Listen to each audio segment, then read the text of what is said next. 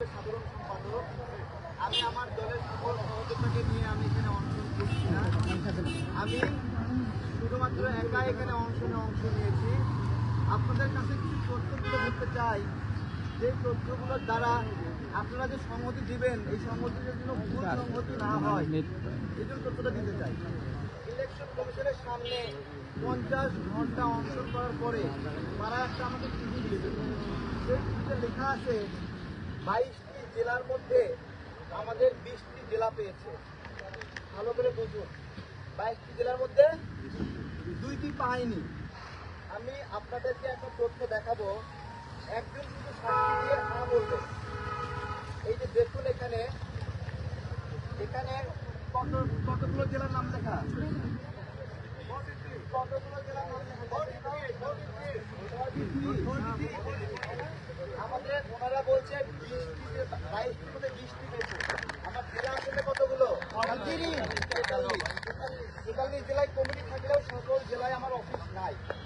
আমার অফিস আছে কতগুলো?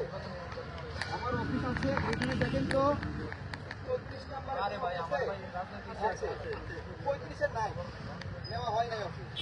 35 নেওয়া হয় নাই। আমার 34 নাম্বার জেলা পর্যন্ত অফিস নেওয়া হয়েছে। তারা যদি আমাকে বলতো আপনার 22টি জেলা লাগবে, তারা 22টির মধ্যে 20টি পেয়েছে, আমাকে যদি বলতো, আমি কি তাদেরকে বলতাম না এই 34টার মধ্যে আরো আছে, আপনি এখান থেকে বাছাই করে নেন? বলতাম না? দেখেন, তারা এখানে লিখেছে, এটা লিখেই শেষ করে দিয়েছে। এরপরে তারা বলেছে একটা কথা, যে 100 উপজেলার তথ্য লাগবে। আমরা 100 উপজেলার তথ্য বলতে 108টা দিয়েছি। তারা প্রথমবার তদন্ত করতে গেছে 36টা। আচ্ছা, 36টা জেলায় যদি উপজেলা তদন্ত করে 60 হবে, 100 হবে? তার মানে তারা তদন্তই করে নাই। তারা ইন্সপেকশন ছাড়াই আমাকে বাতিল করে দিয়েছে। যখন আমরা ওই ছবিগুলো দিলাম, আপনার লোকরা যাই নাই, তখন তারা বললো পুনরায় তদন্ত করবে, এবং সেই অনুযায়ী আমরা খাবার প্রস্তুত ছিলাম। প্রথমবার তদন্তের জন্য প্রস্তুতির জন্য 4.5 লাখ টাকা শেষ। এবং এই 4.5 লাখ টাকা কই থেকে পেয়েছি জানেন? আমাদের তো সারাক্ষণ সবাই ফেসবুকে গালি দেয়, টাকা ওইভাবে দেয় না। তো এরা বইয়ের গহনা রেখে, জমি বন্ধক রেখে টাকাটা দিতে হয়েছে। এরপরে দ্বিতীয় তদন্ত শুরু হলো। 83টা উপজেলা তদন্ত করলো। কতগুলা? 83টা। হঠাৎ করে তারা তদন্ত করে বললো যে এই তদন্ত স্থগিত। তদন্ত, হ্যাঁ, তদন্ত স্থগিত করলেও আমার কিন্তু আরেক দফায় 4.5 লাখ টাকা, 5 লাখ টাকা শেষ। এবং পূজার দিন রাতের বেলা তারা পুজো বানাইছে। তদন্ত কে করবে? সচিবরা তদন্ত করবে। সচিবরা তারা তদন্ত শুরু করলো সারা দেশে। 7 দিন পরে আবার সারা দেশে 4.5 লাখ, 5 লাখ টাকা একটা বাজেট রাখতে হবে। এবং এবার আরেকটু বেশি করে অ্যাড করলাম, আরো 1.5 লাখ টাকা। যেহেতু আগের গুলোতে এরকম সমস্যা হচ্ছে, আমরা চাই আরো একটু ব্যয় করে সবাইকে একটু রানিং রাখা, একটু বোঝেনি সবাই যেন আগে সবচেয়ে থাকে সবাইকে। তো সেটা আমরা করতে পারলাম। তারা সব জায়গায় গেল না, তারা গেল 66টা উপজেলা। মাত্র 108টা গিয়েছে, 108টা যায় নাই। 66 উপজেলায় তারা গিয়েছে। 66 উপজেলায় গিয়ে তারা রিপোর্ট দিল আমাদের 33টি উপজেলা পাওয়া গেছে। কিন্তু এবার আমরা বোকামি করিনি। যে অফিসারই যেখানে গেছি, আমরা ভোটার থেকে শুরু করে বেরোয়া পর্যন্ত ঘুরে বেড়ে রাখছি।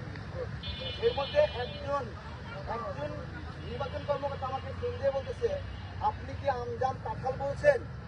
আমার সঙ্গে জামাতের শত্রুতা আছে, আমার সঙ্গে এনসিপির শত্রুতা থাকতে পারে, আমার সঙ্গে আওয়ামী লীগের শত্রুতা থাকতে পারে, বিএনপির শত্রুতা থাকতে পারে, আমার সাথে একজন নির্বাচন কমিশনের শত্রুতা থাকবে যে আমাকে আমজাম কাঁঠাল বলে অপমান করবে? বলেন। এরপরে কুমিল্লাতে তদন্ত করতে গিয়ে কি বলছে জানেন? আপনাদের অফিসে টুল দিচ্ছেন কেন, চেয়ার নাই কেন? আমার অফিসে আমি টুলে বসাবো না চেয়ারে বসাবো, এটা কি ওনারা ডিসাইড করবে? আমাদের শরীয়তপুরের তদন্ত থেকে তারা কি বলছে জানেন? টিনের ঘরের অফিস। তাই আবার দল করতেছেন। আমরা তো ছোট দল, টিনের ঘরের অফিস হলে সেটা পার্টি অফিস হবে না? আমার খুব মনে আছে, বৈকালীতে জাতীয়তাবাদী দল বিএনপির যে পার্টি অফিস, সেই পার্টি অফিসটা কোনো অস্তিত্ব নাই। উপরে শুধু একটা ছাউনি, দুই পাশে একটি দেওয়াল, এবং সামনের অংশটা আওয়ামী লীগের সময় ভেঙে ফেলছে। ওইভাবে ওখানে সবাই বসে। বগুড়ার বিএনপি পার্টি অফিস থেকে সমস্ত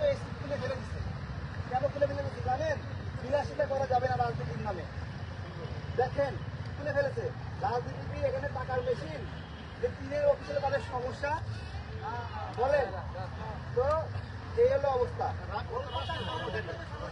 এরপরে দেখেন তারা বলছে দলের নামে রক্ষিত ব্যাংক অ্যাকাউন্ট দাখিল করা হয় নাই। আমি আপনাদেরকে দেখাচ্ছি, এটা আমাদের আবেদনের কপি। দলের নামে নাকি ব্যাংক আবেদন আমরা দাখিল করি নাই। দেখেন তো এখানে ডাচ বাংলা ব্যাংকের নাম লেখা আছে কিনা? 27611002178939 ডাচ বাংলা ব্যাংকের আমাদের আমজন দলের অ্যাকাউন্ট, ঠিক আছে। ওদের ফর্মে আমরা আবেদন করছি, দেখেন তো নির্বাচন কমিশনে, তাই না? আমাদের কোনো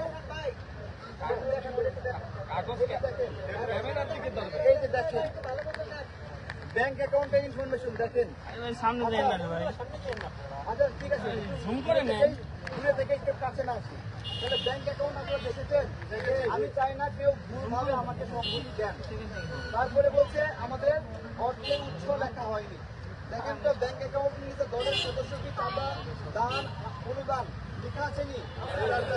এরপরেও আমাদের দলীয় গঠনতন্ত্রের 39 নম্বর ধারায়, এখানে দেখেন তো 39 নম্বর ধারায় দলের আর্থিক ব্যবস্থাপনা, স্থানীয় সংগঠনের আর্থিক ব্যবস্থাপনা এবং অডিট বোর্ড লেখা আছে। দেখেন পেয়েছেন আপনারা?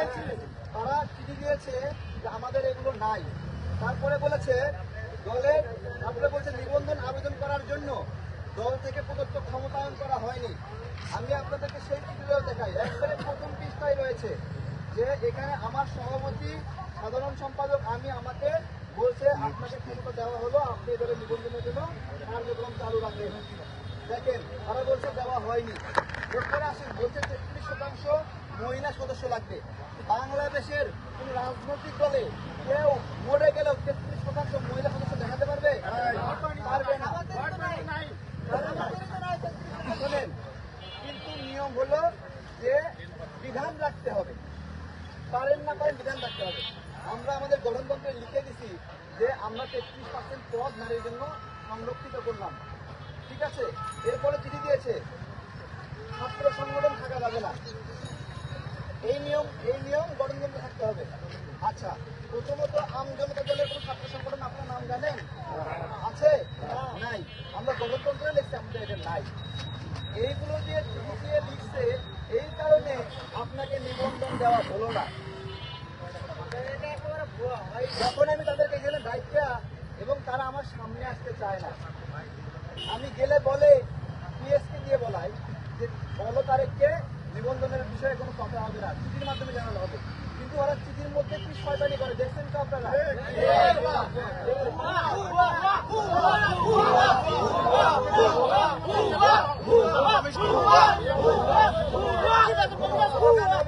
স্লোগান আমরা দিব না বলে বলেছি।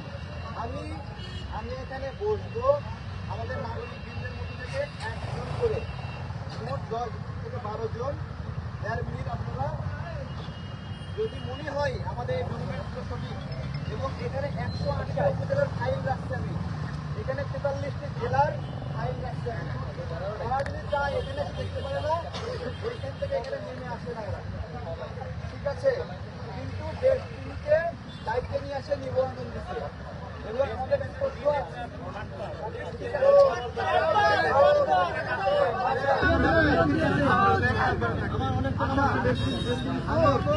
আমাদের এখানে বড় ভাইরা আছে, মার্ক্সবাদী দলের বড় ভাই, আপনাকে এখানে সামনে এসে দুটো মন্তব্য রাখার জন্য অনুরোধ করবো। আমি এখানে বসি পর্যায়ক্রমে ট্রেডার বক্তব্য দিয়ে আবার আগে গাড়ি ফিরে আসবো, যাতে করে হবে, ঠিক আছে। ওইদিকে মুখ করে বলেন, ওইদিকে সবার দিকে। আমি কমরেডের সমাজ বাংলাদেশের কমিউনিস্ট পার্টি মার্ক্সবাদী সভাপতি।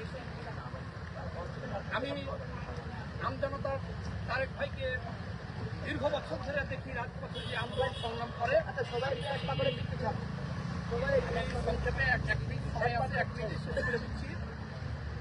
আমি মনে করি যে সকল ডকুমেন্টস ঠিক থাকার পরেও এই আমজনতা দলকে নিবন্ধন দেওয়া হয় নাই।